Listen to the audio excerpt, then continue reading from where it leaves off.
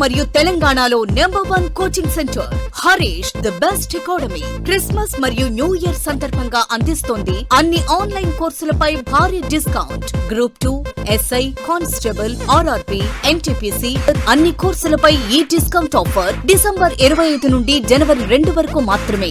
మరెందుకు ఆలస్యం? వెంటనే గూగుల్ ప్లే స్టోర్ నుండి Harish the best academy app ను డౌన్లోడ్ చేసుకోండి. Harish the best academy. Phone 8341116915. Hi friends, welcome to Harish academy.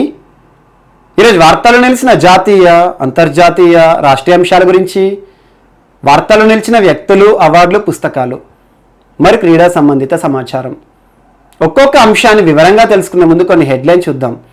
ఈరోజు బాంధవ్గఢ్ టైగర్ రిజర్వ్ వార్తలు నిలిచింది. మధ్యప్రదేశ్ రాష్ట్రానికి సంబంధించిన అంశం. దీని యొక్క ప్రత్యేకత ఏంటి? మరియు భారతదేశంలో 42nd రామ్సార్ సైట్ సంబంధిత అంశంతో వార్తలు నిలిచిన లడఖ్ కేంద్రపాలిత ప్రాంతం. మరియు కరోనా సంబంధిత అంశంతో వార్తలు నిలిచిన అంటార్కిటికా ఖండం. దీని యొక్క ప్రత్యేకత ఏంటి? మరియు ఒడిషా ఈరోజు 2 అంశాలతో మన ముందుకు వచ్చింది.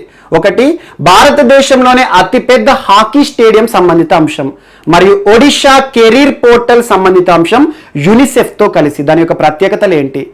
మరియు జన రసోయ్ క్యాంటీన్స్ ఈరోజు వార్తలు నిలిచాయి. వీటితో పాటు పంజాబ్కి సంబంధించి ఒక మొబైల్ యాప్ వార్తలు నిలిచింది. మరియు కేంద్ర ప్రభుత్వం విడుదల చేసిన స్వచ్ఛతా అభియాన్ అనే ఒక మొబైల్ యాప్ యొక్క ఉద్దేశం ఏంటి? మరియు వార్తలు నిలిచిన ప్రముఖ వ్యక్తులు. అతి పిన్న వయస్సులోనే ఒక మేయర్ అభ్యర్థిగా వార్తలు నిలిచిన ఆర్య రాజేంద్రన్, కేరళ రాష్ట్రానికి సంబంధించిన ఒక యువతి వార్తలు నిలిచారు. తనకి సంబంధించిన అంశాలేంటి? మరియు ప్రముఖ క్రికెట్ దిగ్గజం మరణం వార్తలు నిలిచింది. వీటితో పాటు మిస్లేనియస్ అంశాలు, ఒక్కొక్క టాపిక్ని ఇంటర్లింక్ చేసుకుంటూ నేర్చుకుందాం. ముందుగా ఈరోజు మధ్యప్రదేశ్ రాష్ట్రానికి ఈరోజు మన నెక్స్ట్ టాపిక్ వచ్చేసి ఒడిషా రాష్ట్రానికి సంబంధించిన అంశం. Odisha most important state. ఇటీవల తరచూ వార్తలు నిలుస్తుంది. ఎగ్జాక్ట్లీ 10 days బ్యాక్ ఒడిషాకి సంబంధించి ఒక స్పోర్ట్స్ రిలేటెడ్ ఇష్యూని మనం చర్చించుకున్నాం. అదేంటంటే రానున్న పురుషుల హాకీ ప్రపంచ కప్ వేదిక ఒడిషా రాష్ట్రం అని చెప్తూ 2 వేదికల పేర్లను కూడా మనం చర్చించుకున్నాం. అందులో ఒక పట్టణం భువనేశ్వర్. సో భువనేశ్వర్ పట్టణంలోని కళింగ స్టేడియం ఒక వేదిక అని చెప్పాను. రెండవ వేదిక ఏంటి? రూర్కెలా పట్టణంలోని బిజు పట్నాయక్ స్టేడియం అని చెప్పాను. సో అలా రానున్న పురుషుల హాకీ ప్రపంచ కప్ వేదిక ఒడిషా రాష్ట్రం. అందులో భాగంగా ఈ 2 స్టేడియంస్ ఏవైతే ఉన్నాయో ఈ పేర్లను గుర్తుంచుకోండి. ఎగ్జాక్ట్లీ 10 days బ్యాక్ ఈ అంశాన్ని మనం చర్చించుకున్నాం. దీనికి కొనసాగింపుగా ఈరోజు మరొక అంశం వార్తలు నిలిచింది. ఒక సూపర్లేటివ్ టాపిక్ తో ఒడిషా రాష్ట్ర ముఖ్యమంత్రి ప్రస్తుతం నవీన్ పట్నాయక్ గారు ఒక కీలక ప్రకటన చేశారు. అదేంటంటే ఒక సూపర్లేటివ్ టాపిక్ అని చెప్తున్నట్టు ఒక అత్యున్నత అంశం. భారతదేశంలోనే అతిపెద్ద హాకీ స్టేడియం ఒడిషా రాష్ట్రంలో నిర్మిస్తున్నాము అని చెప్పేసి ఒడిషా రాష్ట్ర ముఖ్యమంత్రి నవీన్ పట్నాయక్ గారు ప్రస్తావించారు. సో భారతదేశంలోనే అతిపెద్ద హాకీ స్టేడియం సంబంధిత అంశంతో ఇటీవల వార్తలు నిలిచిన రాష్ట్రం ఏది అంటారు? ఒడిషా. ఈ నిర్మాణ పనులన్నీ ఎప్పటిలోగా పూర్తవుతాయట అంటే 2023 సంవత్సరం వరకల్లా నిర్మాణ పనులన్నీ పూర్తయి రానున్న ప్రపంచ కప్ ఏదైతే ఉంటుందో హాకీ ప్రపంచ కప్ ఈ స్టేడియంలో నిర్వహించి తీరుతామని చెప్పేసి ఒడిషా ముఖ్యమంత్రి ప్రకటించడం జరిగింది. So most important. దీని యొక్క వేదిక ఎక్కడట అంటే అసలు ఎక్కడ నిర్మిస్తారట అంటే సో రూర్కెలా పట్టణంలోని Biju Patnaik university of technical education. Biju Patnaik university of technical education. University అంటున్నాను, ఒక విశ్వవిద్యాలయం టెక్నికల్ ఎడ్యుకేషన్ సంబంధించి దాని పరిసర ప్రాంతాల్లో దాదాపు 15 ఎకరాల విస్తీర్ణంలో 20,000 కెపాసిటీతో 20,000 హాల్ కెపాసిటీ అంటే ఏంటంటే అభిమానులు ఎవరైతే ఉంటారో హాకీని అభిమానించే వారు ఎవరైతే ఉంటారో ప్రపంచ కప్ లో చాలా మంది కూడా నేరుగా వీక్షిస్తారు. స్పెక్టేటర్స్ అంటాం మనం. అలా స్పెక్టేటర్స్ 20,000 కూర్చొని ఆ మ్యాచ్లను తిలకించే ఉద్దేశంతో అతిపెద్ద స్టేడియం నిర్మిస్తున్నాము రూర్కెలా పట్టణంలో అని చెప్పేసి ఒడిషా రాష్ట్ర ముఖ్యమంత్రి ప్రస్తావించడం జరిగింది. సో ఖచ్చితంగా దీనికి సంబంధించి ఏదో ఒక ప్రశ్న అడుగుతారు. ఇటీవల భారతదేశంలోని అతిపెద్ద హాకీ స్టేడియం నిర్మాణం సంబంధించి ఏ రాష్ట్రం వార్తలు నిలిచింది అంటారు? రానున్న పురుషుల హాకీ ప్రపంచ కప్ వేదిక ఏ రాష్ట్రం అంటారు? ఆ పట్టణాలు ఏంటి అంటారు? సో రూర్కెలాలో ఈ Biju Patnaik university of technical education పరిసర ప్రాంతాల్లో 15 ఎకరాల విస్తీర్ణంలో 20,000 హాల్ కెపాసిటీతో ఒక అతిపెద్ద హాకీ స్టేడియం భారతదేశంలోనే పెద్దదని చెప్పేసి ప్రకటించడం జరిగింది. దీని యొక్క నిర్మాణ పనులు ఎప్పటి లోపల ముగుస్తాయంట? 2023 లోపల. ఎందుకు అంటే రానున్న పురుషుల హాకీ ప్రపంచ కప్ 2023 జనవరిలో నిర్వహించబోతున్నారు. యాక్చువల్ గా ఇక్కడ ఇంకొక బిట్ యాడ్ చేసుకొని మీకు లాస్ట్ క్లాస్ లో కూడా చెప్పాను 10 days బ్యాక్. 2018 సంవత్సరం చివరిసారి పురుషుల హాకీ ప్రపంచ కప్ నిర్వహణ జరిగింది. సో అలా పురుషుల హాకీ ప్రపంచ కప్ ని ఎవరు నిర్వహిస్తారంటే ఇంటర్నేషనల్ హాకీ ఫెడరేషన్, అంతర్జాతీయ హాకీ సమాఖ్య ప్రతి 4 సంవత్సరాలకు ఒకసారి ఒక వేదికలో హాకీ ప్రపంచ కప్ ని నిర్వహిస్తారు. సో 2018 సంవత్సరంలో లాస్ట్ టైం జరిగింది. అప్పుడు వేదిక ఏదంటారు? ఒడిషా రాష్ట్రం. మరొకసారి వేదిక ఒడిషా రాష్ట్రం వార్తలు నిలిచింది. యాక్చువల్గా 4 years అని చెప్పాను. 2018 అంటే 2022లో జరగాలి. కానీ కొన్ని అనివార్య కారణాల వల్ల ఇంటర్నేషనల్ హాకీ ఫెడరేషన్ వారు 2023 ఇయర్ ప్రారంభంలో జనవరిలో నిర్వహిస్తాము, దానికి వేదిక ఒడిషా రాష్ట్రం అని చెప్పేసి ఇటీవల ఒక టెంటేటివ్ షెడ్యూల్ ని విడుదల చేయడం జరిగింది. మోస్ట్ ఇంపార్టెంట్ ఆ హాకీ ప్రపంచ కప్ అంటే ఏంటి? ప్రపంచంలో హాకీ ఆడే దేశాలన్నీ కూడా వస్తాయి. అందులో ప్రతిష్టాత్మకంగా ఒడిషా రాష్ట్ర ప్రభుత్వం తీసుకొని హాకీ ప్రపంచ కప్ నిర్వహణ ఈ అతిపెద్ద స్టేడియంలో, భారతదేశంలోనే అతిపెద్ద స్టేడియంలో నిర్వహించి తీరుతామని చెప్పేసి దీని యొక్క నిర్మాణ పనులను కూడా ప్రారంభించడం జరిగింది. So most important. సో ఒడిషాకి సంబంధించి స్పోర్ట్స్ రిలేటెడ్ టాపిక్ ఈ వారంలోనే మరొకసారి వార్తలు నిలిచింది. అండ్ ఒడిషా రాష్ట్రానికి సంబంధించి మరొక అంశం ఈరోజు వార్తలు నిలిచింది. ఒడిషా కెరీర్ పోర్టల్ ని రాష్ట్ర ప్రభుత్వం ప్రారంభించింది. Odisha career portal. So career అంటే ఏంటి? మనకి స్కూల్ విద్యార్థులు కానివ్వండి, 10th క్లాస్ పూర్తయినాక ఇంటర్మీడియట్ పూర్తయిన తర్వాత సో కెరీర్ లో ఏ రకంగా ఆపర్చునిటీస్ ఉంటాయి, ఏ విద్యను అభ్యసిస్తే మనకు మంచి అవకాశాలు దొరుకుతాయి అని చెప్పేసి చాలా మంది అభిప్రాయాలు తీసుకుంటారు. కొంతమంది గైడెన్స్ ని వెతుక్కుంటారు, కొంతమంది బుక్స్ చదువుతారు. సో అలా కెరీర్ గైడెన్స్ ను ఉద్దేశిస్తూ ఒడిషా రాష్ట్ర ప్రభుత్వం, సో మనకి ప్రస్తుతం నవీన్ పట్నాయక్ గారు, సో నవీన్ పట్నాయక్ గారు ఎవరు?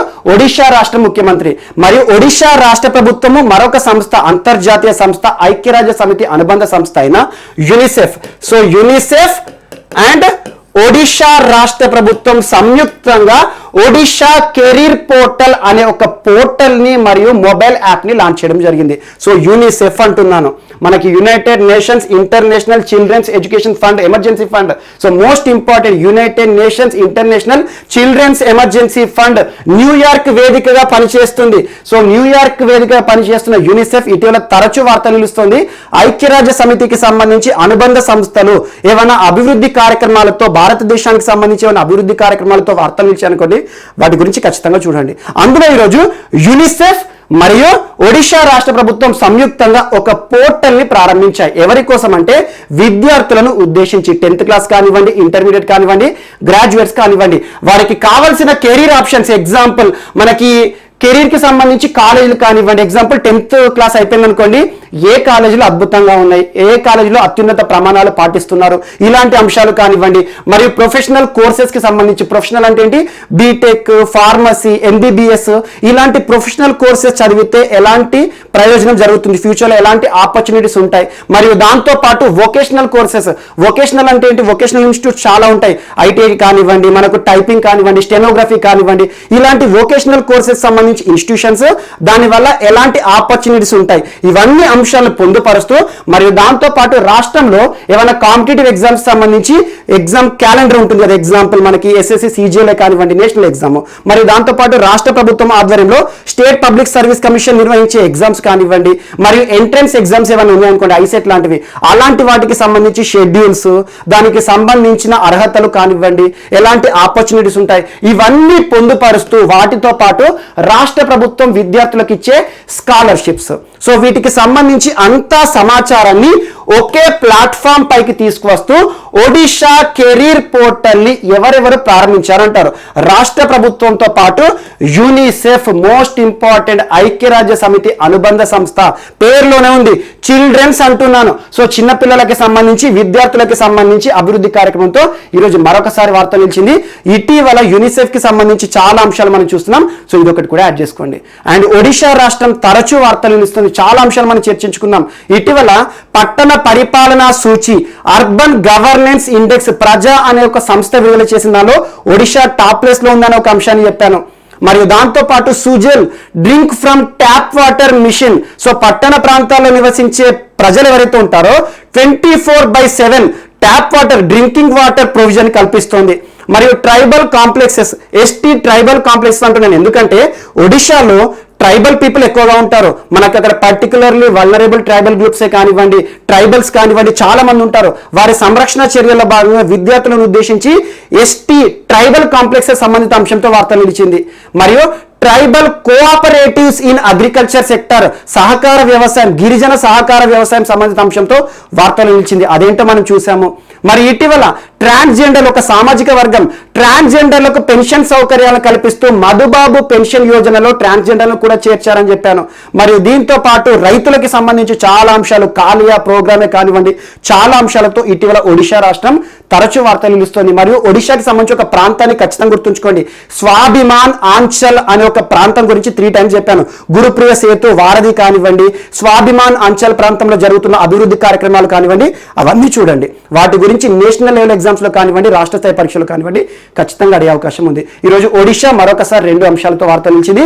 యూనిసెఫ్ మరియు ఒడిశా రాష్ట్ర ప్రభుత్వం సంయుక్తంగా చేపడుతున్న అభివృద్ధి కార్యక్రమాల్లో భాగంగా ఒడిశా కెరీర్ పోర్టల్, ఇది ఒకటి ఇంపార్టెంట్. దీని యొక్క ప్రయోజనాలు ఇవన్నీ గుర్తుంచుకోండి.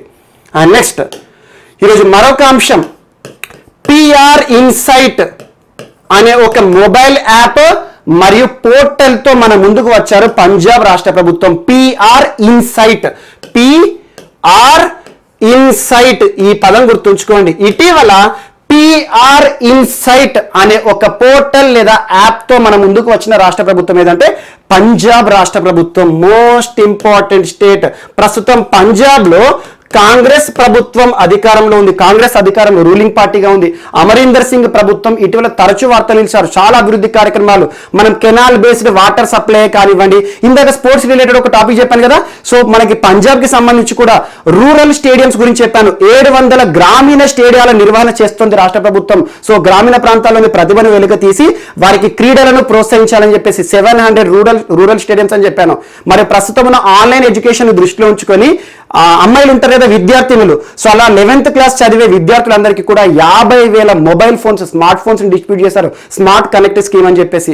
మరియు ఇటీవల పంజాబ్ తరచూ చాలా అంశాలు వ్యవసాయానికి సంబంధించి, ప్రస్తుతం పంజాబ్ రాష్ట్రంలో చాలా అంశాలు చూసాం మనం. సో వ్యవసాయ చట్టాలు ఏవైతే ఉన్నాయో, కేంద్ర ప్రభుత్వం తీసుకొచ్చిన వ్యవసాయ చట్టాలు వివాదాస్పదం అవుతున్నాయి ఎక్కువగా పంజాబ్ రాష్ట్రంలోనే. ఈ రోజు అమరీందర్ సింగ్ ప్రభుత్వము పిఆర్ ఇన్సైట్ అనే ఒక ప్రత్యేక మొబైల్ యాప్ ని తీసుకొచ్చింది. ఎవరి కోసం ఇది అంటే, ఇది ఎవరు తీసుకొచ్చారంటే పంజాబ్ రాష్ట్రంలోని information and public relation department. Information and public relation department అంటే ఇన్ఫర్మేషన్ అంటే సమాచార మరియు ప్రజా సంబంధాల ఆధ్వర్యం ఏదైతే ఉంటుందో, శాఖ ఏదైతే ఉంటుందో, సమాచార మరియు పౌర సంబంధాల శాఖ ఆధ్వర్యంలో ఒక యాప్ పోర్టల్ ని లాంచ్ చేయడం జరిగింది రాష్ట్ర ముఖ్యమంత్రి అమరీందర్ సింగ్ గారు. ఈ యాప్ వల్ల కలిగే బెనిఫిట్, ప్రయోజనం ఏంటంటే రాష్ట్ర ప్రభుత్వం చాలా కార్యక్రమాలు తీసుకొస్తుంది, పథకాలను తీసుకొస్తుంది. ఇంతకుముందు మీకు చెప్పిన పథకాలు ఏవైతే ఉన్నాయో, ఈ పథకాలన్నీ కూడా వాటి యొక్క పనితీరు ఏ రకంగా ఉంది, వాటి యొక్క ప్రయోజనాలను ఏ రకంగా ప్రజలు పొందుతున్నారు, ఇందులో ఏమైనా లూప్ హోల్స్ ఉన్నాయా, ఏదైనా నెగటివ్ ఇష్యూస్ ఉన్నాయా, ఏదైనా దీనివల్ల ప్రభావం, నెగటివ్ ఇంపాక్ట్ చూపిస్తుందని చెప్పేసి రాష్ట్ర ప్రభుత్వం తీసుకొస్తున్న అభివృద్ధి కార్యక్రమాలకి సంబంధించి ప్రజల యొక్క ఫీడ్బ్యాక్ తెలుసుకోవాలనే ఉద్దేశంతో ఈ యాప్ని తీసుకురావడం జరిగింది. మోస్ట్ ఇంపార్టెంట్, ఏ రాష్ట్రమైనా కూడా పథకాలను రూపకల్పన చేస్తుంది, అమలు చేస్తుంది. కానీ అవి ఏ రకంగా అమలు అవుతున్నాయి, ఎంతవరకు వెళ్తున్నాయి, సో అట్టడుగున ప్రజలకు కూడా రీచ్ అవుతున్నాయా లేవా, ఇలాంటి అంశాలపైన చాలా తక్కువ రాష్ట్రాలు మాత్రమే కాన్సన్ట్రేట్ చేస్తాయి. సో అలా రాష్ట్ర ప్రభుత్వం తీసుకొస్తున్న పథకాలు లేదా అభివృద్ధి కార్యక్రమాలు సో ప్రజలకు ఏ రకమైన ప్రయోజనాలను కలిగిస్తున్నాయి, ఈ పథకాల వల్ల బెనిఫిట్ అవుతున్నారా లేదంటే ఏదైనా నెగిటివ్ ప్రభావం చూపిస్తుందని చెప్పేసి వీటికి సంబంధించి ఫీడ్బ్యాక్ లేదంటే ఏదైనా మెరుగైన చర్యలు కావాలంటే కూడా ప్రజల యొక్క అభిప్రాయాల సేకరణ కోసము ఒక ప్రత్యేక యాప్ పోర్టల్ తో మన ముందుకు రావాల్సింది మనకు పంజాబ్ రాష్ట్ర ప్రభుత్వం, ప్రస్తుతం అమరీందర్ సింగ్ ప్రభుత్వం పిఆర్ ఇన్సైట్ అనే ఒక యాప్ తో ముందుకు రావడం జరిగింది. నేరుగా దీని యొక్క ఉద్దేశం అడుగుతారు. ఇటీవల పిఆర్ ఇన్సైట్ అనే ఒక మొబైల్ పోర్టల్ కానీ మొబైల్ యాప్ కానీ దాని విషయంలో వార్తలు ఇచ్చిన రాష్ట్రం ఏంటంటే పంజాబ్. ఎందుకోసం ఉద్దేశించబడిందంటే రాష్ట్ర ప్రభుత్వం తీసుకొస్తున్న అభివృద్ధి కార్యక్రమాలు ఏవైతే ఉంటాయో, డెవలప్మెంటల్ యాక్టివిటీస్ ఏవైతే ఉంటాయో వాటికి సంబంధించి ప్రజల యొక్క అభిప్రాయ సేకరణ లేకపోతే దీనికి సంబంధించి ఎలాంటి మెరుగైన చర్యలు తీసుకోవాలని చెప్పేసి రాష్ట్ర ప్రభుత్వం తెలుసుకోవాలనే ఉద్దేశంతో తీసుకురావడం జరిగింది. ఏ శాఖ ఆధ్వర్యం అంటే ఇన్ఫర్మేషన్ పబ్లిక్ రిలేషన్స్ డిపార్ట్మెంట్ పరిధిలో ఈ యాప్ అనేది అమలు చేయబడుతుంది. అండ్ నెక్స్ట్ మరొక అంశం. So Thawarchand Gehlot most important person, ప్రస్తుతం కేంద్ర మంత్రి, ministry of justice and social empowerment, మనకి సామాజిక సాధికారత మంత్రిత్వ శాఖ అని చెప్పేసి ఇటీవల వికలాంగులకి సంబంధించిన అంశాలే కానివ్వండి, ట్రాన్స్జెండర్లకి సంబంధించిన అంశాలు కానివ్వండి, సామాజిక అంశాల విషయంలో నియంత్రణ మంత్రిత్వ శాఖ, ప్రస్తుతం ministry of social justice and empowerment. Thawarchand Gehlot గారు ఒక యాప్ని లాంచ్ చేశారు ఈరోజు. ఆ యాప్ పేరు ఏంటంటే స్వచ్ఛతా అభియాన్. స్వచ్ఛతా అభియాన్, మోస్ట్ ఇంపార్టెంట్ స్వచ్ఛతా అభియాన్ అనే ఒక మొబైల్ యాప్ని లాంచ్ చేయడం జరిగింది. ఈ మొబైల్ యాప్ ఎవరి కోసం అంటే ఎన్జిఓస్ కానివ్వండి, స్వచ్ఛంద సంస్థలే కానివ్వండి, లేదంటే పౌర హక్కుల సంస్థలే కానివ్వండి, లేదంటే సామాన్య ప్రజలను ఉద్దేశిస్తూ ప్రతి ఒక్కరికి అందుబాటులోకి ఈ మొబైల్ యాప్ తీసుకొచ్చింది. ఎగ్జాంపుల్ ప్రజల కోసం మనం కూడా ఇన్స్టాల్ చేసుకోవచ్చు. ఈ మొబైల్ యాప్ యొక్క ఉద్దేశం ఏంటంటే కేంద్ర ప్రభుత్వం ప్రతిష్టాత్మకంగా స్వచ్ఛ భారత్ కార్యక్రమాన్ని అమలు చేస్తుంది. మనం చూస్తున్నాం 2014 అక్టోబర్ 2 నుండి చూస్తున్నాం. ప్రతిసారి ఎవరైనా క్లీన్ యాక్టివిటీస్ సంబంధించి కానివ్వండి, పారిశుద్ధ్య అంశాలతో వారు తెలిస్తే స్వచ్ఛ భారత్ అంటాం, అంత ఫేమస్ అయిపోయింది. అలాంటి స్వచ్ఛ భారత్కి సంబంధించి ఏదైనా మన యొక్క ఫీడ్బ్యాక్, ఎగ్జాంపుల్ చెప్తాను. ఇప్పటికీ కూడా మన భారతదేశంలో ఒక అంశం ఉంది, ఇప్పటికీ ఇబ్బంది పెడుతుంది. అదేంటంటే మాన్యువల్ స్కావెంజింగ్ సిస్టమ్. అంటే మానవుడు కొన్ని ప్రాంతాలు చూడండి, అర్బన్ ప్రాంతాల్లో, మెట్రోపాలిటన్ సిటీస్లో ఎక్కువగా కనబడతారు. మనకి మ్యాన్ హోల్స్లో దిగుతారు, లేదంటే మనకి ఏవైతే ఉంటాయి డ్రైనేజెస్ ఉంటాయి కదా, అందులో మనిషి ప్రవేశించి పూర్తిగా మునిగి మరి క్లీన్ చేస్తారు. అలా మాన్యువల్ స్కావెంజింగ్ అనేది ప్రొహిబిటెడ్ ఇన్ ఇండియా. సో దాన్ని నివారించడానికి, నియంత్రించడానికి ప్రభుత్వం చాలా చర్యలు తీసుకుంటుంది. మానవుడు ఎవరైతే ఉంటారో తన చేతులతో ఈ వ్యర్థ పదార్థాలను ఈ సెప్టిక్ ట్యాంకులోకి దిగడం కానివ్వండి, ఇటువంటి వద్దు అని చెప్పేసి రోబోలను కూడా సృష్టిస్తున్నారు మేక్ ఇన్ ఇండియాలో భాగంగా. అలాంటి అంశాలు ఎక్కడైనా భారతదేశంలో ఇన్సానిటైజ్ లాట్రిన్స్ కానివ్వండి, మరియు దాంతో పాటు మాన్యువల్ స్కావెంజింగ్ కి సంబంధించి ఏమైనా అంశాలు మనకు కనబడ్డాయి అనుకోండి, అక్కడ మనం కంప్లైంట్ ఈ మొబైల్ యాప్ లో ఫైల్ చేసామనుకోండి. ఎగ్జాంపుల్, నేను నివసించే ప్రాంతంలో మనకి ఏదైనా కలుషితమైన లేదంటే పారిశుద్ధ్య సంబంధిత ఇష్యూస్ ఏమన్నా ఉన్నాయనుకోండి, అక్కడ ఎక్కువగా దోమలు నివసించే ప్రాంతాలు కానివ్వండి, ఏమన్నా పబ్లిక్ సంబంధించి పబ్లిక్ టాయిలెట్స్ ఉంటాయి కదా, అవి ఇన్సానిటేషన్ ఉన్నాయనుకోండి, పారిశుద్ధ్య పరంగా అద్భుతంగా లేవనుకోండి, అలాంటి వాటిని నేను ఫోటో తీసేసి యాప్లో ఒక కంప్లైంట్ ఇవ్వడం, లేదంటే మనం నివసించే ప్రాంతాల్లో ఎవరైనా చేతులతో వ్యర్థ పదార్థాలను శుభ్రం చేయడం కానివ్వండి, లేదంటే సెప్టిక్ ట్యాంకులో దిగడం కానివ్వండి, ఇలాంటి వ్యవస్థ కనబడితే నేరుగా కేంద్ర ప్రభుత్వానికి మనం ఒక కంప్లైంట్ ఫిర్యాదు చేసే ఉద్దేశంతో స్వచ్ఛతా అభియాన్ అనే ఒక యాప్ని రూపొందించడం జరిగింది. మోస్ట్ ఇంపార్టెంట్, అది ఈ రోజు నుండి అమల్లోకి వచ్చింది. సో ఎవరు లాంచ్ చేశారు అంటారు, ప్రస్తుతం ministry of social justice and empowerment, కేంద్ర సామాజిక సాధికారత మంత్రిత్వ శాఖ తావర్చంద్ గెహ్లాట్ గారు స్వచ్ఛతా అభియాన్ అనే ఒక మొబైల్ యాప్ ని ప్రారంభించారు. ఈ మొబైల్ యాప్ యొక్క ఉద్దేశం ఏంటంటే మాన్యువల్ స్కావెంజింగ్ వ్యవస్థను అంతమొందించడము, మరియు ఎక్కడైతే పారిశుద్ధ్య పరంగా ప్రాంతాలు ఇబ్బందిగా ఉన్నాయో వాటికి సంబంధించి ఇన్ఫర్మేషన్ ఇస్తే అక్కడ పారిశుద్ధ్య అభివృద్ధి కార్యక్రమాలు కూడా నిర్వహిస్తారంట. సో ఇలాంటి ఒక అంశంతో వార్తలు ఇచ్చింది కేంద్ర ప్రభుత్వానికి సంబంధించిన స్వచ్ఛతా అభియాన్ అనే ఒక యాప్. అండ్ నెక్స్ట్, ఈరోజు గౌతమ్ గంభీర్ వార్తలు నిలిచారు. Most important, Gautam Gambhir. Cricket కనుక మీరు చూసినట్టుంటే గౌతమ్ గంభీర్ పేరు మనకు పరిచయం చేయాల్సిన అవసరమే లేదు. సో గౌతమ్ గంభీర్ చాలా రికార్డు సృష్టించడం కానివ్వండి, 2011 వరల్డ్ కప్లో ఓపెనర్గా తనకంటూ ప్రత్యేక గుర్తింపు తెచ్చుకున్నారు. ప్రస్తుతం రాజకీయాల్లో యాక్టివ్గా ఉన్నారు, బీజేపీ పార్టీలో, మరియు నార్త్ ఢిల్లీ కాన్స్టిట్యుయెన్సీ నుండి పార్లమెంట్ సభ్యుడిగా ఉన్నాడు, లోక్సభ సభ్యుడిగా, లోక్సభ ఎంపీగా తన యొక్క బాధ్యతలు నిర్వర్తిస్తున్నారు. ఇటీవల ఎందుకు వార్తలు నిలిచారంటే కొన్ని అభివృద్ధి కార్యక్రమాలు చాలా చేస్తున్నారు. యాక్చువల్గా గౌతమ్ గంభీర్ ఏంటంటే ముక్కుసూటి మనిషి. క్రీడలకి సంబంధించి కానివ్వండి, ధోని మీద వేసే సెటర్సే కానివ్వండి, ప్రస్తుతం వర్ధమాన క్రికెట్కి సంబంధించి కోహ్లీకి సంబంధించిన కామెంట్స్ కానివ్వండి నేరుగా ప్రకటిస్తాడు. సో అలా ముక్కుసూటి మనిషిగా తనకు పేరుంటుంది, ఆవేశపరుడు. సో అలాంటి గౌతమ్ గంభీర్ ప్రస్తుతం నార్త్ ఢిల్లీలో తను లోక్సభ ఎంపీగా ఉన్నారు. తను ప్రాతినిధ్యం వహిస్తున్న నియోజకవర్గం ఏదైతే ఉంటుందో నార్థన్ ఢిల్లీ పరిసర ప్రాంతాల్లో దాదాపు 10 అసెంబ్లీ సెగ్మెంట్స్ ఉన్నాయి. అసెంబ్లీ సెగ్మెంట్స్ అంటే ఏంటి, అసెంబ్లీ ఎమ్మెల్యేలు ఉంటారు కదా, సో ఎమ్మెల్యే కాన్స్టిట్యుయెన్సీ ఉన్నాయి. ఆ 10 అసెంబ్లీ కాన్స్టిట్యుయెన్సీలో కూడా ఒక్కొక్క అసెంబ్లీ నియోజకవర్గంలో ఒక్కొక్కటి, మినిమం 1 క్యాంటీన్. ఆ క్యాంటీన్ పేరు ఏంటంటే జన్ రసోయ్ అనే క్యాంటీన్లను ఏర్పాటు చేస్తామని చెప్పేసి ఆల్మోస్ట్ ఒక 1 month బ్యాక్ ప్రకటన చేశాడు. అప్పుడు మనం చర్చించుకున్నాం. ఈ రోజు అమలులోకి వచ్చింది. సో మొట్టమొదటి జన్ రసోయ్ క్యాంటీన్ ని ప్రారంభించారు. ఎక్కడ అంటే గాంధీనగర్ ప్రాంతంలో. సో గాంధీనగర్ కాన్స్టిట్యుయెన్సీలో నార్త్ ఢిల్లీ ప్రాంతంలో మొట్టమొదటి జన్ రసోయ్ క్యాంటీన్ ని ప్రైవేట్ క్యాంటీన్ అనకూడదు, ఒక ఎంపీ అభివృద్ధి, తన నియోజకవర్గ అభివృద్ధిలో భాగంగా ఒక క్యాంటీన్ తో వార్తలోకి వచ్చారు. జన రసోయ్ ఫేమస్ పర్సన్, సో ప్రముఖ వ్యక్తి కాబట్టి. మరి ఇంకొకటి జన్ రసోయ్ ప్రోగ్రామ్ ఇంపార్టెన్స్ ఏంటంటే జన్ రసోయ్ అనే ఒక క్యాంటీన్ యొక్క ఉద్దేశము ప్రతి సామాన్య మానవుడికి కూడా ఆహార భద్రతని కల్పించాలి. అందులో భాగంగా ఈ జన్ రసోయ్ క్యాంటీన్లో రూపాయికే ఫుల్ మీల్స్ ఇస్తున్నారు. సో రూపాయికే భోజనం. సో అలా రూపాయికే భోజనం అనే కార్యక్రమం జన రసోయ్ క్యాంటీన్ల ద్వారా అమలవుతోంది. మొట్టమొదటి క్యాంటీన్ గాంధీనగర్లో నిన్న ప్రారంభించడం జరిగింది. అండ్ సెకండ్ది ఈ రిపబ్లిక్ డే ఉంటుంది కదా మనకు, గణతంత్ర దినోత్సవం January 26th 2021 రోజున సెకండ్ క్యాంటీన్ ప్రారంభిస్తారట అశోక్ నగర్లో. So most important, Gautam Gambhir ప్రముఖ క్రికెటర్, మాజీ cricketer, opener, team India opener, 3 formats లో తనకంటూ ప్రత్యేక గుర్తింపు తెచ్చుకున్నారు. ప్రస్తుతం నార్థన్ ఢిల్లీ నుండి పార్లమెంట్ సభ్యుడిగా తన యొక్క విధులు నిర్వర్తిస్తున్నారు, లోక్సభ సభ్యుడు.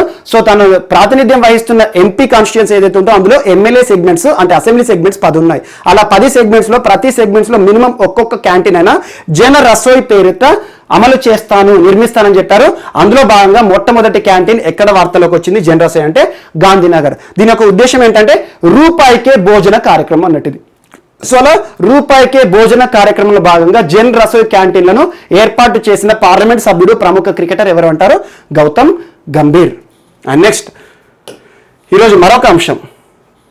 ఈరోజు డిజిబాక్స్ వార్తలు నిలిచింది. డిజిబాక్స్ మోస్ట్ ఇంపార్టెంట్ టెక్నాలజీకి సంబంధించిన అంశం. సో నీతి ఆయోగ్ డిజిబాక్స్ ని ప్రారంభించడం జరిగింది. ప్రస్తుతం నీతి ఆయోగ్ CEO అమితాబ్ కాంత్ గారు డిజిబాక్స్ ని ప్రారంభించారు. డిజిబాక్స్ అంటే ఏంటంటే ఒక డిజిటల్ క్లౌడ్ వ్యవస్థ. క్లౌడ్ అంటే ఏంటి, మనకు మొబైల్లో ఏదైనా మెమరీ అనేది ఎక్కువ ఉందనుకోండి, ఫొటోస్ కానీ వీడియోస్ కానివ్వండి, మనం క్లౌడ్ లో స్టోర్ చేస్తాం. ఎగ్జాంపుల్, క్లౌడ్ కి ఎగ్జాంపుల్ ఏంటంటే గూగుల్ డ్రైవ్ ఉంటుంది. సో మన మొబైల్లో కూడా గూగుల్ డ్రైవ్ లో మనకి సంబంధించిన ఇంపార్టెంట్ ఇన్ఫర్మేషన్ స్టోర్ చేయవచ్చు. సో అలా గూగుల్ డ్రైవ్ లో మనము స్టోర్ చేస్తాం. ఇది ఒక క్లౌడ్ అన్నట్టు. సో గూగుల్ సంస్థ ఇటీవల ప్రకటించింది రానున్న సంవత్సరం, సో మోస్ట్లీ టెంటేటివ్ గా చెప్పారు, 2021 జూన్ మాసం నుండి ఇప్పుడు ఏదైతే మనం గూగుల్ డ్రైవ్ వాడుతున్నామో ఇంపార్టెంట్ ఫోటోస్ షేరింగ్ కోసం కానీ, వీడియోస్ షేరింగ్ కోసం కానివ్వండి, డేటా షేరింగ్ కోసము ఆ గూగుల్ డ్రైవ్ ఏదైతే ఉంటుందో దాన్ని చార్జబుల్ చేస్తారంట. సో ఒక్కొక్క జీబీకి ఇంత మొత్తంలో పే చేయాలని చెప్పేసి. ప్రస్తుతం ఫ్రీగా ఉంటుంది, 15 GB వరకు గూగుల్ డ్రైవ్ ని ప్రతి ఒక్కరికి ఫ్రీగా ఇస్తుంది. ఒక అకౌంట్ క్రియేట్ చేసుకోవచ్చు, మనం ఆటోమేటిక్ 15 GB వాడుకోవచ్చు. సో అలా ఎన్నిసార్లైనా దాన్ని వాడుకోవచ్చు డిలీట్ చేసుకుంటూ. సో అలా గూగుల్ డ్రైవ్ ని కూడా చార్జబుల్ చేస్తామని చెప్పేసి ఒక కీలక ప్రకటన చేశారు. అలా ప్రస్తుతం ఆన్లైన్ క్లౌడ్స్ చాలా వస్తున్నాయి. అందులో భాగంగా ఇటీవల డిజిబాక్స్ ని ప్రారంభించారు నీతి ఆయోగ్ వారు. సో దీని యొక్క ఉద్దేశం ఏంటంటే కంపేర్ చేస్తే ప్రైవేట్ సంస్థలకి సంబంధించి ఈ క్లౌడింగ్ వ్యవస్థను కంపేర్ చేస్తే డిజిబాక్స్ అనేది చాలా చౌక ధరలో మేము తీసుకొస్తాము. ఇది ఒక డిజిటల్ అసెట్ మేనేజ్మెంట్ పోర్టల్ గా ఉపయోగపడుతుంది అని చెప్పారు. డిజిటల్ అసెట్, మనకు డిజిటల్ అసెట్ అంటే మనకు సంబంధించిన ఆస్తి ఏముంటుంది, ఫోటోసే కానివ్వండి, మన డాక్యుమెంట్సే కానివ్వండి, ఇంపార్టెంట్ లీగల్ డాక్యుమెంట్సే కానివ్వండి, వీటన్నిటిని కూడా ఈ క్లౌడ్ లో స్టోర్ చేసుకోవచ్చు అతి తక్కువ ధరకే అని చెప్పేసి డిజిబాక్స్ సంబంధిత అంశంతో ఇటీవల వార్తలు నిలిచిన సంస్థ ఏదంటే నీతి ఆయోగ్. ఎందుకంటే దీనికి సంబంధించి పూర్తి టెక్నికల్ ఇన్ఫర్మేషన్ యాక్చువల్గా. సో దీనికి సంబంధించి ఏ రకంగా ఉంటుంది, దీని ఛార్జెస్ ఏంటి, అవన్నీ కూడా తెలియాలి. ఎందుకంటే గూగుల్ తీసుకునే నిర్ణయమే కానివ్వండి, ప్రస్తుతం కొన్ని సంస్థలు, ప్రైవేట్ సంస్థలు క్లౌడ్కి సంబంధించి, డ్రైవింగ్ వ్యవస్థకి సంబంధించి చాలా ఛార్జ్ చేస్తున్నాయి. అలాంటి వ్యవస్థను భారతదేశంలో మేక్ ఇన్ ఇండియా ప్రోగ్రాంలో భాగంగా, ఆత్మ నిర్భర్ భారత్ అభియాన్లో భాగంగా డిజిబాక్స్ అనే ఒక వ్యవస్థను ప్రారంభిస్తాం. ఇది ఒక ఆన్లైన్ క్లౌడ్ వ్యవస్థ. ఇందులో భారతదేశానికి సంబంధించిన పౌరులు ఎలాంటి డాక్యుమెంట్స్ అయినా, అసెట్ కి సంబంధించిన డాక్యుమెంట్స్ అయినా, సర్టిఫికేట్స్ అయినా, లేకపోతే ఫోటోస్ అయినా, వీడియోస్ అయినా, ఎలాంటి డేటా అయినా షేర్ చేసుకోవచ్చు అతి తక్కువకే అని చెప్పేసి, నాణ్యతమైన సర్వీసులు ఇస్తున్నామని చెప్పేసి డిజిబాక్స్ సంబంధిత అంశంతో నీతి ఆయోగ్ వార్తలు నిలిచింది.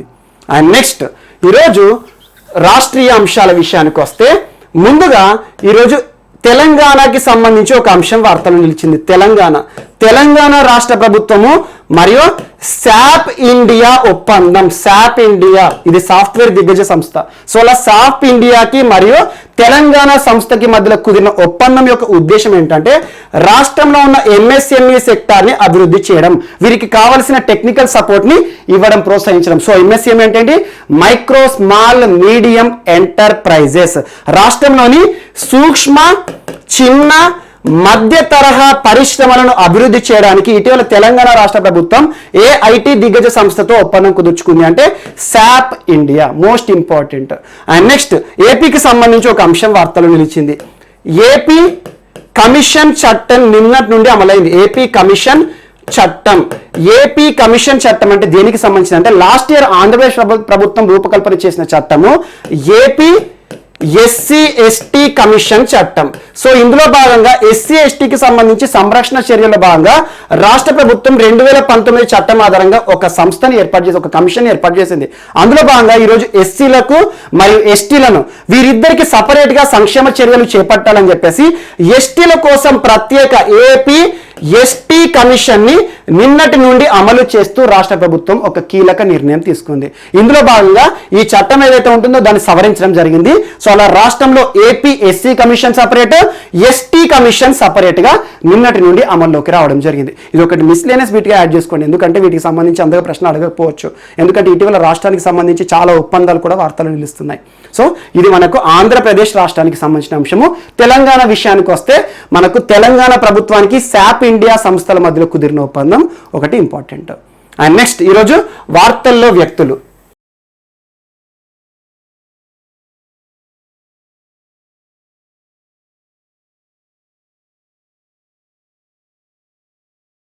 సో మధ్యప్రదేశ్ రాష్ట్రానికి సంబంధించిన అంశం. మధ్యప్రదేశ్ రాష్ట్రంలోని బాంధవ్గఢ్ టైగర్ రిజర్వ్ ఈరోజు వార్తలు నిలిచింది. బాంధవ్గఢ్ టైగర్ రిజర్వ్ పోటీ పరీక్షలకు ప్రిపేర్ అయ్యే ప్రతి ఒక్క అభ్యర్థి ఖచ్చితంగా చదవాల్సిన కొన్ని అంశాల్లో టైగర్ రిజర్వ్స్ ఇంపార్టెంట్ టాపిక్. ఒక్కసారి మీరు ప్రీవియస్ పేపర్స్ అది ఏ స్థాయి పోటీ పరీక్ష అయినా కూడా ప్రశ్న పత్రంలో ప్రశ్నల సరళిని అబ్జర్వ్ చేయండి. 1 or 2 క్వశ్చన్స్, 1 లేదా 2 ప్రశ్నలు వన్యప్రాణులకి సంబంధించిన ప్రశ్నలే అడుగుతున్నారు. అందులో అంతరించిపోతున్న జీవజాతులకి సంబంధించిన ప్రశ్నలు కానివ్వండి, లేదంటే పక్షుల సంరక్షణ చర్యలకి సంబంధించిన అంశాలు కానివ్వండి. ఎగ్జాంపుల్ నిన్నటి క్లాస్లోనే మనం ఒక అంశాన్ని చర్చించుకున్నాం. గ్రేట్ ఇండియన్ బస్టర్డ్ పక్షుల సంరక్షణకి సంబంధించి రాజస్థాన్ వార్తలు నిలిచింది. అంతకుముందు సాంబార్ లేక్ పక్షిగూళ్ళు, కృత్రిమ పక్షిగూళ్ళ సంబంధిత అంశంతో వార్తలు నిలిచింది. ఇలాంటి అంశాలు కానివ్వండి, అంతరించిపోతున్న జీవి ఏదైనా వార్తలు నిలిస్తే వాటిపైన ప్రత్యేక శ్రద్ధ చూపండి. మరియు టైగర్ రిజర్వ్స్ భారతదేశంలో ఉన్న పులుల సంరక్షణ కేంద్రం. ఏ పులుల సంరక్షణ కేంద్రం ఏ రాష్ట్రంలో ఉంది, దాని యొక్క ప్రత్యేకత ఏంటి, ఇటీవల ఎందుకు వార్తలు నిలిచింది, వాటి గురించి ఖచ్చితంగా చూడండి. మరియు జాగ్రఫీ పాయింట్ ఆఫ్ వ్యూలో నేషనల్ పార్క్స్ అన్ని చదవండి. ఇటీవల అస్సాం తరచూ వార్తలు నిలిచింది మనకు నేషనల్ పార్క్ సంబంధిత అంశాలతో. మహారాష్ట్ర కానివ్వండి, మరి ఇటీవల సెంట్రల్ జూ అథారిటీ ఆమోదం తెలిపిన 2 కొత్త జూలు కానివ్వండి. ఇలాంటి అంశాలపైన ప్రత్యేక శ్రద్ధ చూపండి. పోటీ పరీక్షల్లో ఖచ్చితంగా అడుగుతారు. అందులో కూడా ఫస్ట్ ప్రియారిటీ వేటికి ఇస్తారంటే ఇటీవల మనం చర్చించుకున్న నేషనల్ పార్క్స్ కానివ్వండి, టైగర్ రిజర్వ్స్ కానివ్వండి, పక్షుల సంరక్షణ చర్యలు కానివ్వండి, వార్తలు నిలిచిన అంతరించిపోతున్న జీవులు ఏవైతే ఉన్నాయో వాటి గురించి ఫస్ట్ ప్రియారిటీ ఇవ్వండి. ఆ తర్వాత మిగతా అన్ని కూడా ఒక లిస్టు రూపంలో చదవండి. ఖచ్చితంగా రానున్న పోటీ పరీక్షలో 1 or 2 క్వశ్చన్స్ వీటి నుండి అడుగుతారు. మరియు ఈ రోజు వార్తలు నిలిచిన బాంధవ్గఢ్ టైగర్ రిజర్వ్ ప్రత్యేకత ఏంటంటే దేశంలోనే మొట్టమొదటిసారి ఒక పులుల సంరక్షణ కేంద్రంలో hot air balloon based parachute వార్తలు నిలిచింది. Hot air balloon based parachute అంటున్నాను. పారాషూట్ అంటేనే మనకు గుర్తుకు రావాల్సింది పర్యాటక ప్రదేశాలు. ఏదైనా పర్యాటక ప్రదేశానికి వెళ్ళినప్పుడు రంగురంగుల పారాషూట్లు, రకరకాల పారాషూట్లు కనబడతాయి. రకరకాలు అంటున్నాను. సో ఒక రకమైన పారాషూట్ ఏంటంటే హాట్ ఎయిర్ బెలూన్ అంటున్నాను. ఇక్కడ అర్థం చేసుకోండి. ఏదైనా వర్డ్ వార్తలు నిలిచింది అనుకోండి, వర్డ్ కానీ సెంటెన్స్ కానీ వార్తలు నిలిస్తే దాని యొక్క అర్థం చూడండి, ఆటోమేటిక్గా మనకు అర్థమవుతుంది. Hot air balloon based parachute అంటున్నాను. అంటే ఏంటి, ఒక బెలూన్ ఉంటుంది. ఈ బెలూన్ యొక్క ప్రత్యేకత ఏంటి, ఇందులో హాట్ ఎయిర్ నింపబడి ఉంటుంది. ఈ హాట్ ఎయిర్ ఎక్కడ వస్తుంది, కింద ఒక ప్రొవిజన్ ఉంటుంది, ఒక హై ఫ్లేమ్ ఉంటుంది. ఆ ఫ్లేమ్ నుండి వచ్చిన హాట్ ఎయిర్ ఈ బెలూన్ లోకి నింపబడుతుంది. ఆటోమేటిక్ గా ఈ బెలూన్ అనేది పైకి ఎగురుతుంది. అలా ఎగిరే నిమిషం ఏదైతే ఉంటుందో కింద ఒక క్యాబిన్ ఉంటుంది. ఈ క్యాబిన్ లో పర్యాటకులను లిఫ్ట్ చేస్తారు. సో ఈ ఎగురుతున్న బెలూన్ ఉంటుంది కదా, ఈ పారాషూట్ లో ఎవరైతే పర్యాటకులు ఉంటారో ఒక అద్భుతమైన అనుభూతిని పొందుతారు. ఇవి ఎక్కువగా ఎక్కడ వాడతారంటే హాట్ ఎయిర్ బెలూన్ పారాషూట్ అంటేనే మనకు గుర్తుకు రావాల్సింది ఆఫ్రికా. మోస్ట్ ఇంపార్టెంట్, ఎక్కువగా టూరిజం సంబంధించి వన్యప్రాణులకి సంబంధించి వైల్డ్ లైఫ్ టూరిజం పరంగా ఆఫ్రికా నెంబర్ 1 ఉంటుంది. అక్కడ రకరకాల జంతువులు ఉంటాయి. వాటిని చూడడానికి ఎవరైతే టూరిస్టర్స్ ఉంటారో ఈ hot air balloon based parachute సిస్టంలో ఏదైతే ఉంటుందో దీని ద్వారా అద్భుతమైన అనుభూతిని పొందుతారు. అలా ఆఫ్రికాలో ఫేమస్ గా ఉండే హాట్ ఎయిర్ బెలూన్ పారాషూట్లను భారతదేశంలో మొట్టమొదటిసారి బాంధవ్గఢ్ టైగర్ రిజర్వ్ లో నిన్న ప్రారంభించారు. ఆ రాష్ట్ర అటవీ శాఖ మంత్రి ఉదయ్ షా గారు. Uday Shah most important. So ఇటీవల ఏ రాష్ట్రంలో హాట్ ఎయిర్ బెలూన్ సిస్టమ్స్ ప్రారంభించబడ్డాయి అంటారు. సో మనకి ఈ రాష్ట్ర మంత్రి కానీ అది ఏం అవసరం లేదు. సో ఏ రాష్ట్రము, ఏ tiger reserve? Bandhavgarh tiger reserve లో దేశంలోనే మొట్టమొదటిసారి ఒక పులుల సంరక్షణ కేంద్రంలో హాట్ ఎయిర్ బెలూన్ సిస్టమ్ ప్రారంభించబడింది. ఆటోమేటిక్ ఏమవుతుంది, ఇప్పటి వరకు మనం ఏదైనా జూ పార్క్ వెళ్ళినా ఏదైనా పులుల సంరక్షణ కేంద్రానికి వెళ్ళినా కూడా మనకు జీప్స్, కార్లు ఉంటాయి, లేదంటే బస్సులు ఉంటాయి. వాటి చుట్టూ ఫెన్సింగ్ ప్రొవిజన్ ఉంటుంది. వీటి నుండి జంతువులను చూస్తే మనకు రియాలిటీ అనేది ఉండదు. సో ఆటోమేటిక్గా ఈ రోజు హాట్ ఎయిర్ బెలూన్ సిస్టమ్ ఉంటుంది కదా, దీని ద్వారా లిఫ్ట్ చేస్తే అంటే ఆటోమేటిక్గా మన పై నుండి ఈ జంతువులను నేరుగా మనం ఫిజికల్ గా చూసే ఒక ప్రొవిజన్ అనేది కల్పించబడతారు. అలా దేశంలోనే మొట్టమొదటిసారి ఏ పులుల సంరక్షణ కేంద్రంలో ఇటీవల హాట్ ఎయిర్ బెలూన్ సిస్టమ్ ని ప్రారంభించారు అంటారు. సో మధ్యప్రదేశ్ రాష్ట్రంలోని బాంధవ్గఢ్ టైగర్ రిజర్వ్. సో ఇక్కడ జీకే పాయింట్ ఆఫ్ వ్యూ ఎలా అడుగుతారు అంటే బాంధవ్గఢ్ టైగర్ రిజర్వ్ ఏ రాష్ట్రంలో ఉంది, ఇక్కడ ఎందుకు వార్తలు నిలిచింది అంటారు. సో దేశంలోనే మొట్టమొదటిసారి ఒక పులుల సంరక్షణ కేంద్రంలో హాట్ ఎయిర్ బెలూన్ సిస్టమ్ ని ప్రారంభించబడి వార్తలు నిలిచింది. ఇది ఒకటి ఇంపార్టెంట్. సో అలా మధ్యప్రదేశ్ రాష్ట్ర అటవీ శాఖ మంత్రి దీన్ని ప్రారంభించడం జరిగింది. అండ్ నెక్స్ట్ ఈరోజు భారతదేశంలో 42వ రామ్సార్ సైట్ మరియు లడక్ లో 2వ రామ్సార్ సైట్ వార్తలు నిలిచింది. లడక్ లో 2వది, భారతదేశంలో 42వ రామ్సార్ సైట్. ఇటీవల చాలా సార్లు రామ్సార్ సైట్ కి సంబంధించి మనం 3 times చర్చించుకున్నాం. లాస్ట్ టైం రామ్సార్ సైట్ గురించి ఎప్పుడు చర్చించుకున్నాం అంటే మహారాష్ట్రలోని బుల్ద్వానా ప్రాంతంలో ఉన్న లూనార్ లేక్ గురించి చెప్పాను. Lunar lake most important. ఇటీవల తరచూ వార్తలు నిలిచిన సరస్సు లూనార్ లేక్. మనకు ఆ లూనార్ లేక్ లో ఉండే వాటర్ ఏదైతే ఉంటుందో పింక్ రంగులోకి మారబడింది అని చెప్పాను. దానిపైన అధ్యయనం చేసిన శాస్త్రవేత్తలు hollow archaea is the reason for this pink colour అని చెప్పేసి ఒక అంశాన్ని చెప్పారు. అప్పుడు చర్చించుకున్నాము.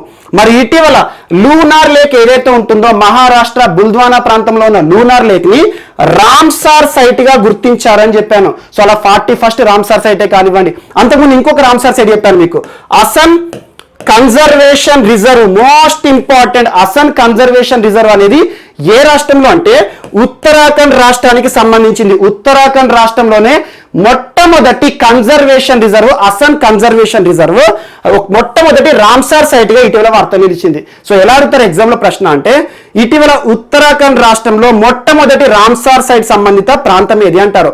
అసన్ కన్జర్వేషన్ రిజర్వ్ మోస్ట్ ఇంపార్టెంట్.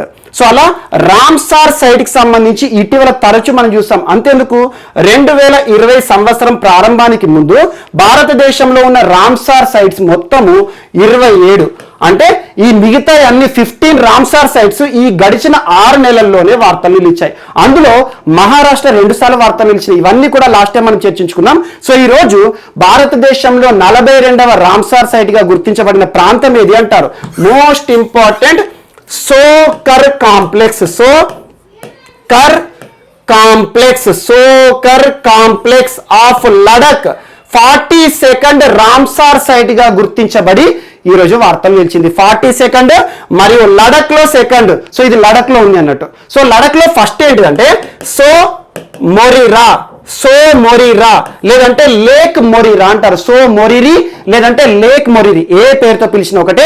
ఇప్పటి వరకు లడక్ లో మొట్టమొదటి ఏకైక రామ్సార్ సైట్. ఈ రోజు 2వ రామ్సార్ సైట్ గా సోకర్ కాంప్లెక్స్ లేదంటే వైట్ లేక్ కాంప్లెక్స్ అంటారు. సో సోకర్ కాంప్లెక్స్ ఎక్కడ ఉంది, లడక్ లో ఉంది. సో ఇక్కడ కాంప్లెక్స్ అంటున్నాను. కాంప్లెక్స్ అంటే ఒకే లేక్ కాదు, ఇక్కడ 2 లేక్స్ ఉన్నాయి. ఆ 2 లేక్లను కలిపి ఒక కాంప్లెక్స్ ప్రాంతంగా ఒక రామ్సార్ సైట్ గా గుర్తించబడి ఈరోజు వార్తలు నిలిచింది మనకి లడక్. సో ఆ 2 లేక్స్ పేరు ఏంటంటే, ఒకటి Startsapuk Tso, Startsapuk Tso lake, second Tsokar lake. Tsokar lake, Startsapuk Tso అనేది ఒక ఫ్రెష్ వాటర్ లేక్, మరియు ఇక్కడ సోకర్ లేక్ అనేది ఒక saline water lake. So soccer lake ఏమని పిలుస్తామంటే వైట్ లేక్ అని పిలుస్తాం. ఎందుకు ఆలోచించండి ఒకసారి. సో సోకర్ అన్న వైట్ లేక్ అన్న ఒకటే, అండ్ ఇది మనకు సెలైన్ లేక్ అంటున్నాను, అంటే మనకి ఉప్పు నీటితో కూడి ఉన్న ఒక సరస్సు అంటున్నాను. ఉప్పు నీటితో కూడిన సరస్సు ఎందుకు వైట్ కలర్ కనబడుతుంది? ఆ చుట్టుపక్కల ప్రాంతాలు వాటర్ ఎవాపరేషన్ అయినప్పుడు, ఆవిరైనప్పుడు చుట్టుపక్కల ప్రదేశాలు మొత్తం కూడా ఉప్పుతో పేరుకొని ఉంటాయి. ఆటోమేటిక్గా ఉప్పు వైట్ కలర్ లో కనబడుతుంది, కాబట్టి దీన్ని వైట్ కలర్ లేక్ అంటాము. మరియు ఇంకోటి ఏంటి, స్టార్ట్స్ అపుక్ సో అనేది మరియు సోకర్ లేక్, ఈ రెండింటిని కలిపి ఒక కాంప్లెక్స్ ప్రాంతంగా గుర్తిస్తూ సోకర్ కాంప్లెక్స్ ని భారతదేశంలో 42వ రామ్సార్ సైట్ గా గుర్తించడం జరిగింది. దీనికి సంబంధించి అధికారిక ప్రకటన ఎవరు చేశారంటే, పర్యావరణానికి సంబంధించి, వన్యప్రాణులకి సంబంధించి, క్లైమేట్ చేంజ్ వాతావరణ మార్పుకి సంబంధించి మోస్ట్ ఇంపార్టెంట్ మంత్రిత్వ శాఖ ఏంటి, ministry of environment, forest and climate change. ప్రస్తుతం ఎవరు? ప్రకాష్ జవదేకర్ గారు నిన్న ఈ ప్రాంతాన్ని భారతదేశంలో 42వ రామ్సార్ సైట్ గా ఇటీవల గుర్తించారని చెప్పేసి అంతర్జాతీయ పరంగా దీనికి ఇంపార్టెన్స్ ఉంటుంది. సో అలా రామ్సార్ సైట్ గా గుర్తిస్తే కలిగే లాభాలు ఏంటి, అసలు ఏ సంవత్సరం సంబంధించి, ఇవన్నీ కూడా మీకు ఎర్లియర్ క్లాస్లో చెప్పాను. కొన్ని ఇంపార్టెంట్ ఇక్కడ హైలైట్ చేస్తాను మరొకసారి. సో 1971 ఫిబ్రవరి 2 ఒక ఒప్పందం జరిగింది ప్రపంచ దేశాల మధ్యలో. ఎక్కడ అంటే ఇరాన్లోని రామ్సార్ అనే ప్రాంతంలో జరిగింది. సో అక్కడ జరిగింది కాబట్టి ఇప్పుడు రామ్సార్ సైట్ అంటున్నాం మనం. సో రామ్సార్ అనేది ఏ దేశంలో ఉంటుంది అంటారు? ఇరాన్కి సంబంధించి. సో అలా అన్ని దేశాలకి సంబంధించి ప్రపంచవ్యాప్తంగా వన్యప్రాణుల పరంగా చిత్తడి నేలలు ఏవైతే ఉంటాయో వాటిని గుర్తించి ప్రత్యేక సంరక్షణ చర్యలు తీసుకునే ఉద్దేశంతో రామ్సార్ ఒప్పందం అనేది వార్తలు నిలిచింది. సో అలా రామ్సార్ సైట్ గా ఏ దేశంలో అయితే గుర్తిస్తారో ఆ సైట్స్ కి ప్రత్యేక సంరక్షణ చర్యలు తీసుకుంటారు. ఆ ప్రాంతాలన్నింటినీ కూడా వన్యప్రాణుల పరంగా అభివృద్ధి చేస్తారు. సో అలా ప్రత్యేక కార్యాచరణ వీటి కోసం సిద్ధం చేస్తారు. సో మోస్ట్ ఇంపార్టెంట్, భారతదేశంలో 42nd రామ్సార్ సైట్ ఇటీవల వార్తలు నిలిచింది. ఏ రాష్ట్రానికి లేదా ఏ కేంద్ర పాలిత ప్రాంతానికి సంబంధించిన అంశం అంటే లడక్. సో లడక్ లో 2వది, దేశంలో 42వది. లడక్ లో మొదటిది సో మొరిరి లేదా సో మొరారా. మరియు ఈ రోజు గుర్తించబడింది ఏంటి Ramsar site? Tsokar complex. Tsokar complex అంటే 2 లేకులను కలిపి ఒక కాంప్లెక్స్ గా గుర్తిస్తూ ఈ రోజు రామ్సార్ సైట్ గా గుర్తించడం జరిగింది. ఆ రెండేంటి, ఒకటి స్టార్ట్స్ అపుక్ సో మరియు సెకండ్ది సోకర్ లేక్. సోకర్ లేక్ అన్నా వైట్ లేక్ అన్నా ఒకటే. సో ఆటోమేటిక్గా ఇది సెలైన్ వాటర్ లేక్, ఫస్ట్ది ఫ్రెష్ వాటర్ లేక్. సో సముద్ర మట్టానికి చాలా ఎత్తులో ఉన్న లడక్ ప్రాంతంలో ఒక రామ్సార్ సైట్ ఈరోజు వార్తలు నిలిచింది. మరియు నార్త్ ఇండియాకి సంబంధించి ఇటీవల ఉత్తరాఖండ్ రాష్ట్రంలో గుర్తించబడిన మొట్టమొదటి రామ్సార్ సైట్ అసన్ కన్జర్వేషన్ రిజర్వ్ కూడా ప్రత్యేకంగా చూడండి. అండ్ నెక్స్ట్ ఈరోజు మంచుకు సంబంధించి ఎత్తైన ప్రాంతం గురించి చర్చించుకున్నాం కదా, ఈరోజు మరొక శీతల ప్రాంతం గురించి చూద్దాం. అదేంటంటే అంటార్కిటికా ఈరోజు వార్తలు నిలిచింది. Most important, Antarctica southern most continent. Southern most అంటున్నాను, దక్షిణ ప్రాంతంలో ఉన్న చిట్ట చివరి ఖండం అంటున్నాం, పోల్స్ అంటాం మనం. సో అలా మనకి జాగ్రఫీలో పోల్స్ ఏవైతే ఉంటాయో నార్త్ పోల్ ని మనం ఆర్కిటిక్ అంటాము, సౌత్ పోల్ ని అంటార్కిటికా అంటాము. ఈ పోల్స్ లో ఎవరు కూడా జీవించారు, అసలు జీవజాతి ఉండదు. ఈ అంటార్కిటికా ఈరోజు వార్తలు నిలిచింది. అసలు జీవజాతి లేని ఖండం, ఎవరు కూడా మనుషులు జీవించరు, అంతటి శీతల ప్రదేశం. మరి ఎందుకు ఈరోజు వార్త నిలిచిందంటే ఎవరు కూడా జీవించరు, కానీ మనుషులు జీవించరు, జంతువులు ఉంటాయి, కానీ అక్కడ ఎక్కువగా రీసెర్చ్ అనేది జరుగుతుంది. శాస్త్రవేత్తలు ఎక్కువగా శాస్త్రవేత్తలకు సంబంధించి అక్కడ రీసెర్చ్ సెంటర్స్, స్టేషన్స్ ని ఏర్పాటు చేస్తారు. ఈరోజు ఎందుకు వార్త నిలిచింది అంటే కరోనా వ్యాప్తికి సంబంధించి తరచూ మనం వార్తలు చూస్తున్నాం. కరోనా ఈరోజు ట్రైబల్ ప్రాంతాలను వదలట్లేదు, ట్రైబల్ పీపుల్ని వదలట్లేదు, ప్రతి ప్రాంతం, ప్రతి వ్యక్తి పైన సమాన ప్రభావాన్ని చూపిస్తోంది. అలాంటి కరోనా అంటార్కిటికా కూడా చేరింది. ఈరోజు అంటార్కిటికా ఖండంలో 36 మందికి కరోనా సోకి ఇబ్బంది బారిన పడ్డారు. సో మోస్ట్ ఇంపార్టెంట్, ఇందాక మీకు చెప్పాను అసలు అంటార్కిటికా అనేది మనుషులు జీవించరు అని. మరి మనుషులు జీవించినప్పుడు ఈ 36 మందికి ఎట్లా కరోనా వచ్చిందని మీకు అబ్జర్వ్ చేయొచ్చు. అదేంటంటే ఇక్కడ మనుషులు జీవించరు, కానీ ఇక్కడ పరిశోధనలు జరుగుతాయి. అక్కడ దాదాపు ప్రపంచంలోని 60 దేశాలు రీసెర్చ్ స్టేషన్స్ ని ఏర్పాటు చేశారు. రీసెర్చ్ స్టేషన్స్ అంటే ఏంటి?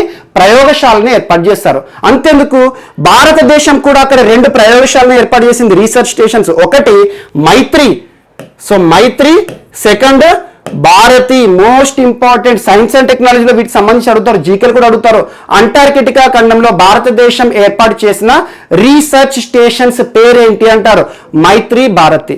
అలా 60కి పైగా దేశాలు అంటార్కిటికా ఖండంలో రీసెర్చ్ స్టేషన్స్ ని ఏర్పాటు చేసి శాస్త్రవేత్తలను అక్కడ పంపించి పరిశోధనలు చేపడతారు. అలా పరిశోధనలు చేస్తున్న చిలియన్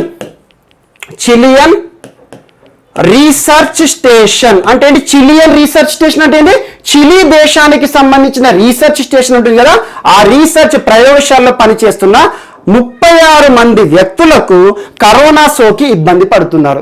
దీని విషయంలో భారతదేశంలో ఒక పానిక్ అంశం ఏంటంటే, మరి వీరి నుండి వ్యాధి వ్యాప్తి మన శాస్త్రవేత్తలకు కూడా జరుగుతుందా?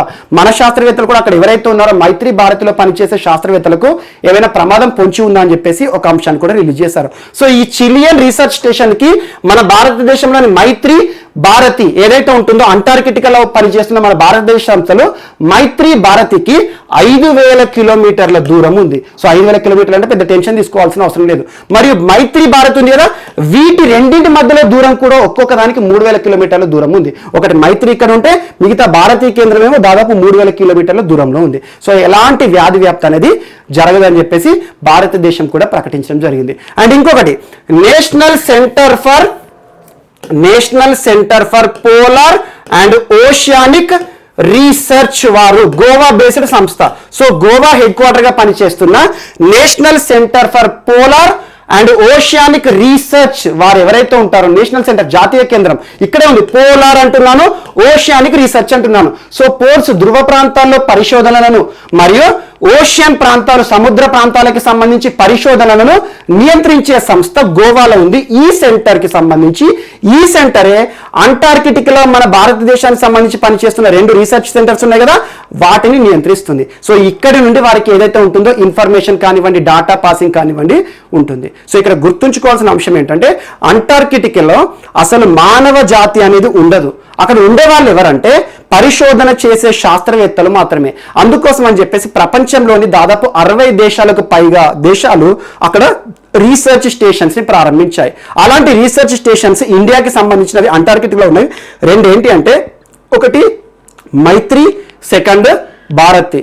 సో అలా ఇటీవల ఏ రీసెర్చ్ స్టేషన్స్ వారికి కరోనా సోకింది అంటే, చిలియన్ రీసెర్చ్ సొసైటీ ఏదైతే ఉంటుందో, స్టేషన్ ఏదైతే ఉంటుందో, అందులో 36 మంది శాస్త్రవేత్తలకు కరోనా సోకి ఇబ్బంది పడుతున్నారు. వారి నుండి వ్యాధి మనకు వ్యాప్తి చెందే అవకాశాలు ఉన్నాయంటే ఎట్టి పరిస్థితులు. ఎందుకంటే దీనికి మన స్టేషన్స్ కి 5,000 కిలోమీటర్ల దూరం ఉంది. మరి మన స్టేషన్స్ ఏవైతే ఉన్నాయి రెండింటి మధ్యలో ఒక్కొక్క దానికి 3,000 కిలోమీటర్ల దూరం ఉంది. ఈ రీసెర్చ్ స్టేషన్స్ మన భారతదేశానికి సంబంధించి కంట్రోల్ చేసే సంస్థ ఏది అంటే కేంద్ర ప్రభుత్వ సంస్థ national centre for polar and oceanic research Goa based institute వీరిని కంట్రోల్ చేస్తుంది. సో ఇది ఒకటి ఇంపార్టెంట్. అంటార్కిటికా ఈరోజు వార్తలు నిలిచింది. Most important southern most continent అంటే ధృవ ప్రాంతాల్లో ఉన్న ఖండము. అండ్ నెక్స్ట్, సో ఈరోజు మన నెక్స్ట్ టాపిక్ వచ్చేసి వార్తల్లో వ్యక్తులు. ఈరోజు వార్తల్లో నిలిచిన ఫస్ట్ పర్సనాలిటీ కేరళకి సంబంధించిన యువతి ఆర్య రాజేంద్రన్ గారు. తన పేరు గుర్తుంచుకోండి. ప్రస్తుతం ఆర్య రాజేంద్రన్ గారి పేరు దేశవ్యాప్తంగా చర్చనీయాంశమైంది.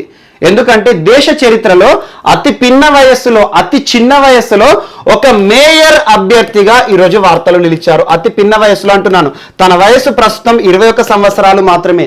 అందులోనూ కేరళ రాష్ట్ర రాజధాని తిరువనంతపురం మేయర్ అభ్యర్థిగా ఈరోజు వార్తలు నిలిచారు ఆర్య రాజేంద్రన్ గారు. ఇటీవల కేరళ రాష్ట్రంలో స్థానిక సంస్థల ఎన్నికలు జరిగాయి, లోకల్ బాడీ ఎలక్షన్స్. ఆ లోకల్ బాడీ ఎలక్షన్స్ లో ముదవన్ ముగల్ వార్డు నుండి గెలుపొందిన ఆర్య రాజేంద్రన్ గారి పేరును సిపిఎం తిరువనాథపురం సచివాలయం తిరువనంతపురం మేయర్ అభ్యర్థిగా సూచిస్తూ రాష్ట్ర కార్యవర్గం కూడా ఆ నిర్ణయాన్ని ఆమోదం తెలపడం జరిగింది. సో అధికారికంగా ఈ 2 days లో కేరళ రాష్ట్ర రాజధాని తిరువనంతపురం నూతన మేయర్గా అతి పిన్న వయస్సులో ఎన్నికైన ఆర్య రాజేంద్రన్ గారు ప్రస్తుతం దేశవ్యాప్తంగా కూడా చర్చనీయాంశమైన పేరు. So most important personality. ఇటీవల అతి చిన్న వయస్సులో కేరళ రాష్ట్ర రాజధాని తిరువనంతపురం మేయర్ అభ్యర్థిగా వార్తలు నిలిచిన యువతి పేరేంటి అంటారు. సో తన పేరు ఆర్య రాజేంద్రన్. ఇటీవల స్థానిక సంస్థల ఎన్నికల్లో ఏ వార్డు నుండి గెలుపొందారంటే ముదవన్ ముగల్. సో కేరళ రాష్ట్రానికి సంబంధించి తన పేరును సిపిఎం పార్టీకి సంబంధించిన తన పేరును సో తిరువనాథపురం సచివాలయం సూచిస్తూ ఒక నిర్ణయం తీసుకోవడం జరిగింది. సో అలా అధికారిక సమాచారం మరింత రానుంది. ఎందుకంటే దీనికి సంబంధించి మేయర్ ఎన్నిక అనేది ఈ 2 రోజుల్లో జరగబోతోంది. సో అలా మేయర్ ఎన్నిక గనక పూర్తయితే అధికారికంగా కేరళ రాష్ట్ర రాజధాని తిరువనంతపురం మేయర్గా ఆర్య రాజేంద్రన్ గారిని మనం చూడబోతున్నాం. So most important personality. And next ఈరోజు వార్తలో నిలిచిన మరొక వ్యక్తి జాన్ ఎడ్రిక్ గారు. జాన్ ఎడ్రిక్. సో ఇటీవల మన మాజీ క్రికెటర్ల మరణాలకి సంబంధించి చాలా అంశాలు చూస్తున్నాం. ఎరిక్ ఫ్రీమన్ గారు అని చెప్పేసి ఆస్ట్రేలియా మాజీ దిగ్గజం గురించి చెప్పాను. మరి ఇటీవల జానీ ములక్ గారి గురించి చెప్పాను. ఒక ఆది మానవ జట్టుకు కెప్టెన్ అని చెప్పేసి ఇంగ్లాండ్ వర్సెస్ ఆస్ట్రేలియా మొట్టమొదటి అంతర్జాతీయ మ్యాచ్ లో కెప్టెన్సీ వహించిన జానీ ములగ్ పురస్కారం ఏదైతే ఉంటుందో దాని గురించి చెప్పాను. ప్రస్తుతం బాక్సింగ్ డే టెస్ట్ ప్రారంభమైంది. ఇందులో మ్యాన్ ఆఫ్ ది మ్యాచ్ ఎవరైతే గెలుపొందుతారో తనకి ఆ పథకం ఇవ్వబోతున్నారు. సో జానీ ములగ్ కానివ్వండి, ఎరిక్ ఫ్రీమన్ గారు కానివ్వండి, ఈ రోజు వార్తలు నిలిచిన John Edrich most important English batsman. English అంటే ఏంటి? సో ఇంగ్లాండ్ మాజీ దిగ్గజం, test player. So test player తన కెరీర్ లో ఆల్మోస్ట్ 73 టెస్టులు ఆడాడు. సో 73 టెస్టులు ఆడాడు. అందులో 43.75 యావరేజ్ తో తనకంటూ ప్రత్యేక గుర్తింపు తెచ్చుకున్నాడు. 1963 ఇయర్ నుండి దాదాపు 13 సంవత్సరాల పాటు అంతర్జాతీయ మ్యాచెస్ లో ఇంగ్లాండ్ కు ఒక వెన్నెముకగా నిలిచారు. Most important person. ఒక టెస్ట్ లో కెప్టెన్ గా కూడా వహించాడు, కెప్టెన్. అండ్ అన్నిటికంటే తన యొక్క ప్రత్యేకత ఏంటంటే క్రికెట్ పరంగా చూస్తే మొట్టమొదటి అంతర్జాతీయ వన్డే ఎప్పుడు జరిగింది? 1971 జనవరి 5 ప్రపంచ చరిత్రలో, క్రికెట్ చరిత్రలో మొట్టమొదటి అంతర్జాతీయ వన్డే ఇంగ్లాండ్ వర్సెస్ ఆస్ట్రేలియా. ఆ మ్యాచ్ లో ఆడిన జాన్ ఎడ్రిక్ గారు మొట్టమొదటి 4 ని నమోదు చేయడం జరిగింది. ఒక వన్డే మ్యాచ్ లో 4 మొట్టమొదటి కొట్టిన వ్యక్తి పేరేంటంటే జాన్ ఎడ్రిక్. ఏ దేశానికి సంబంధించిన వ్యక్తి అంటే ఇంగ్లాండ్ కి సంబంధించిన వ్యక్తి. అలా అంతర్జాతీయ మొట్టమొదటి వన్డే, అంతర్జాతీయ స్థాయిలో వన్డేకి సంబంధించి వన్డే చరిత్రలో మొట్టమొదటి వన్డే ఎవరి మధ్యలో జరిగింది? England versus Australia. ఆ వన్డే మ్యాచ్ లో మొట్టమొదటి 4 ని నమోదు చేసిన బ్యాట్స్మనే కాదు, ఆ వన్డేలో మొట్టమొదటి హాఫ్ సెంచరీ చేసిన బ్యాట్స్మన్ జాన్ ఎడ్రిక్ గారు ఈ రోజు మరణిస్తూ వార్తలు నిలిచారు. మోస్ట్ ఇంపార్టెంట్ ప్రముఖ క్రీడా దిగ్గజం. ఎందుకంటే ఇటీవల క్రీడా దిగ్గజాలకు సంబంధించి చాలా అంశాలు చూస్తున్నాం.